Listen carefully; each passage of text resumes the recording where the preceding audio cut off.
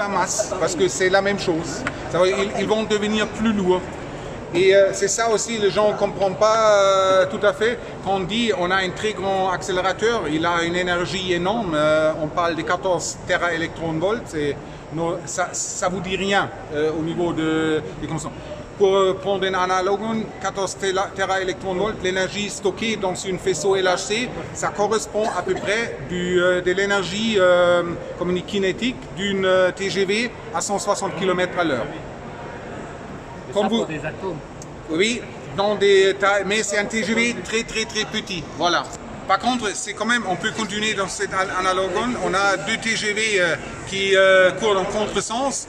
Et comme sur la réalité en grande dimension, ce que vous ne voulez pas faire, c'est de mettre un TGV dans le mur complet parce que vous avez un accident. Et c'est ça aussi que les gens ne comprennent pas. Nous, on a des TGV, mais on fait à 4 points des collisions.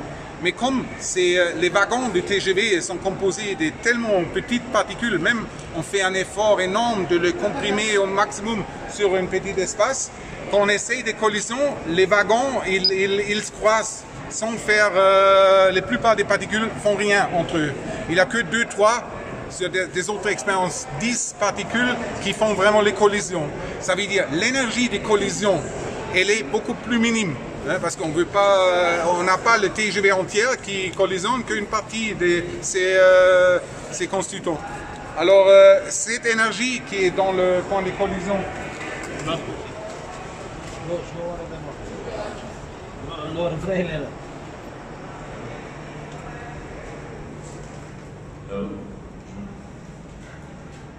Pour vous redonner, pas un chiffre, mais une idée, ça correspond à peu près à l'énergie kinétique d'une mouche. C'est ça. Hein? Voilà. Mais c'est pas ça qui est vraiment étonnant. C'est une énergie très petite, mais elle est concentrée quasiment dans un volume qui est un point. C'est très concentré. C'est ça qui est unique avec la machine.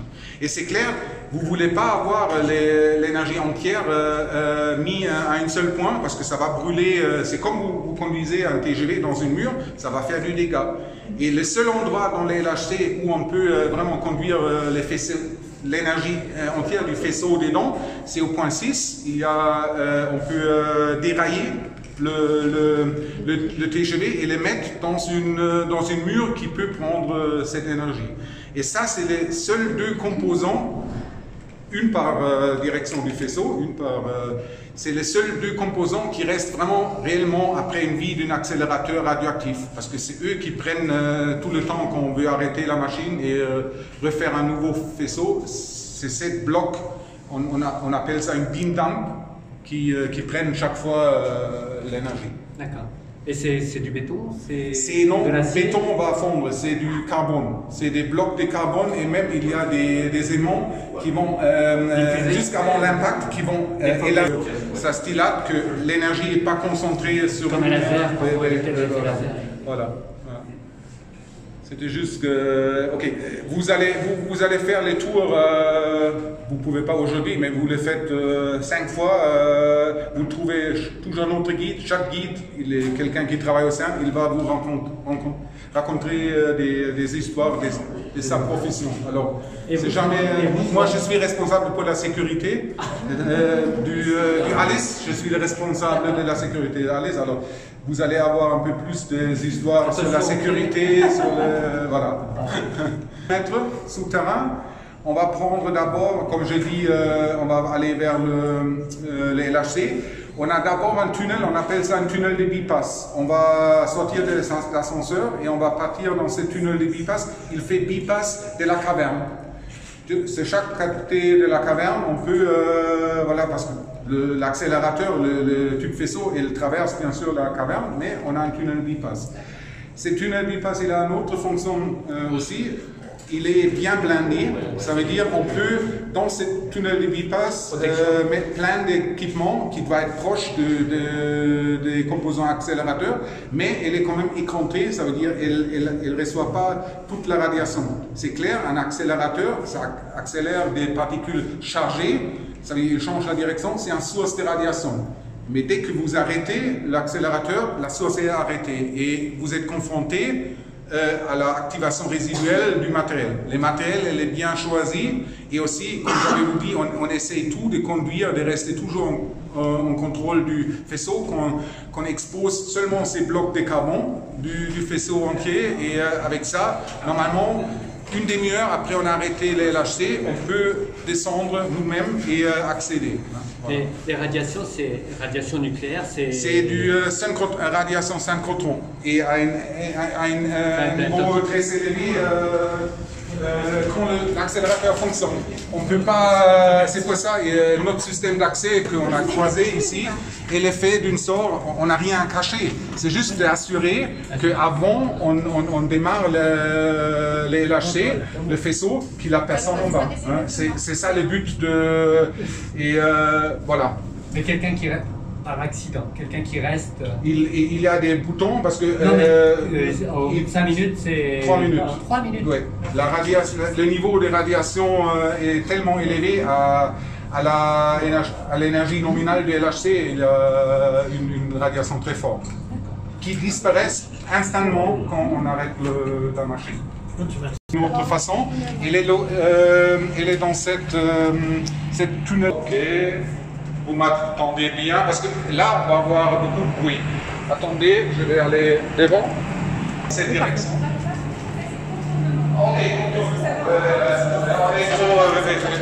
parle franglais ici, franglais et pas français. Okay. Vous voyez aussi des portes qui sont fermées, parce qu'on doit assurer une ventilation continue pour la sécurité de tout. S'il y a un feu ou quoi que ce soit qui produit des nuages, comme des chapeaux du gaz, on veut avoir une bonne ventilation. Et la ventilation est assurée par des énormes ventilateurs. Sur le point 2, ils poussent de l'air dedans, dans le tunnel.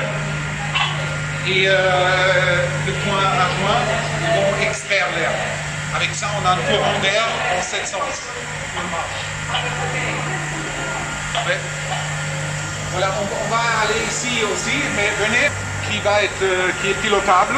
Vous voyez à peu près l'épaisseur de la structure pour les composants qui sont dans le tunnel bypass contre la radiation. Non, le mur et les serails, elle va être mis contre cette forme. Ouais.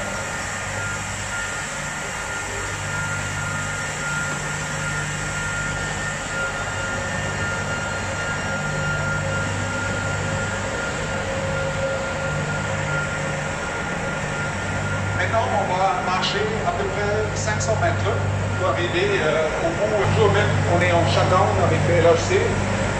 Certaines choses vont fonctionner en continu. Vous voyez même branche marquée dessus, ça c'est du matériel qui est même alimenté en UPS. Ça veut dire même, vous coupez vous tapez une arrête du LHC. Elle était faite déjà dans les années 80, entre 1982 jusqu'à 1987. C'était à l'époque fait d'abord pour un accélérateur qui s'appelle le LEP. C'était le premier accélérateur qui était construit là-dedans. Ça veut dire qu'on a réutilisé ce tunnel et on a vidé en 2000, fin 2000, on a commencé, on a vidé l'ancien accélérateur, le LEP, et on a remis dedans le LHC. Encore des câbles plus épais, les câbles rouges là et les câbles noirs, c'est des câbles pour conduire des forts courants. Ça veut dire là on parle des milliers des ampères. Et bien sûr à la température ambiante, c'est normalement les conducteurs c'est du cuivre, il a une résistance ohmique, ça veut dire le courant carré fois la résistance produit du chaleur. C'est pour ça les câbles sont très épais, très grands, pour prendre les chaleurs et en plus ils ont refroidi l'extérieur du câble. Il y a sur certaines, sur les très grands, il y a même de l'eau qui circule dedans pour refroidir les câbles. Il y a l'eau, mais il y a aussi des tuyaux qui contiennent de l'hélium gazeux.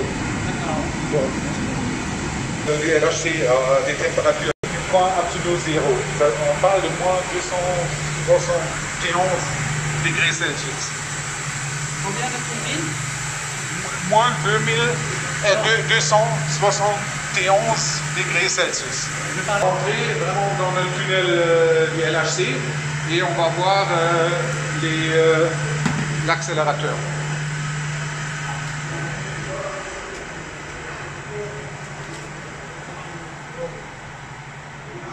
Ok, si vous pouvez vous mettre là, un peu vers là, ok.